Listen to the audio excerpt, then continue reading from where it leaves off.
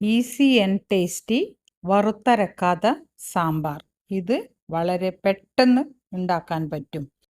ഒരു കുക്കറിൽ 1/4 കപ്പ് സാമ്പാർ പരിപ്പും 1 ഉരുളക്കിഴങ്ങ്, 2 തക്കാളി, 1 ഉള്ളി, വെളുത്തുള്ളി ഒരു 4-5 എണ്ണം, 1 കഷ്ണം കട്ട കായം, അതും പാകത്തിന് വെള്ളവും ഒഴിച്ച് ഇതിൽ 1 ക്യാരറ്റും ഇട്ടിട്ടുണ്ട്. ഇതിൽ നിങ്ങൾക്ക് ഇഷ്ടമുള്ള കഷ്ണങ്ങൾ ഇടാം. ഇതിലേക്ക് 1/2 ടീസ്പൂൺ മല്ലി, 1/4 ടീസ്പൂൺ മഞ്ഞൾ, 1/2 ടീസ്പൂൺ മുളക് പൊടി ഇവയിട്ട് 1 വിസിലിൽ വേവിക്കുക. ഒരു ചീനച്ചട്ടിയിൽ കടുക് പൊട്ടുമ്പോൾ അതിലേക്ക് ഉലുവയും കുറച്ച് ജീരകവും അതിലേക്ക് 1 ഉള്ളിയും കറിവേപ്പിലയും മല്ലിയിലയും ഇട്ട് വഴറ്റുന്നുണ്ട്. ഇതിൽ ഉള്ളി കുറച്ച് അധികം വേണം. ഉള്ളി നന്നായി വഴറ്റണം. ഞാനിവിടെ 1 ഉള്ളിയാണ് എടുത്തിട്ടുള്ളത്. ഉള്ളി നന്നായി വഴറ്റി വന്നാൽ അതിലേക്ക് കുറച്ച് വെണ്ടക്കയും കൂടി ചേർത്ത് ഒന്നുകൂടി വഴറ്റുന്നുണ്ട്. വെണ്ടക്ക കുറച്ച് സമയം വഴറ്റിയതിന് ശേഷം അതിലേക്ക് കുറച്ച് ഉപ്പും ചേർത്ത് ഒന്നുകൂടി വഴറ്റുക.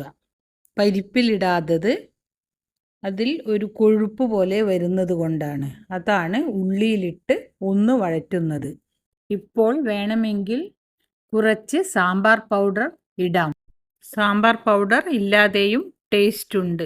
സാമ്പാർ പൗഡർ ഉണ്ടാക്കുന്ന റെസിപ്പി നെക്സ്റ്റ് വീഡിയോയിൽ ചെയ്യാം.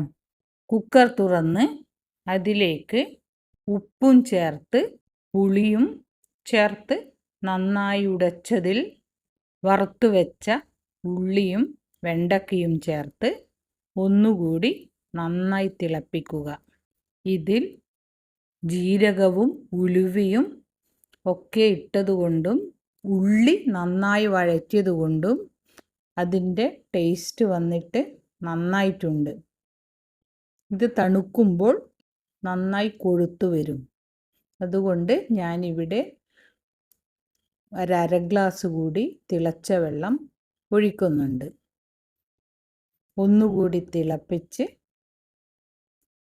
തീ ഓഫ് ചെയ്യാം. ഇത് ചോറിനും ഇഡ്ലിക്കും ദോശക്കും എല്ലാം കൂട്ടിക്കഴിക്കാം. നല്ല ടേസ്റ്റാണ്. അതുപോലെ തന്നെ എളുപ്പത്തിൽ ഉണ്ടാക്കാൻ പറ്റും.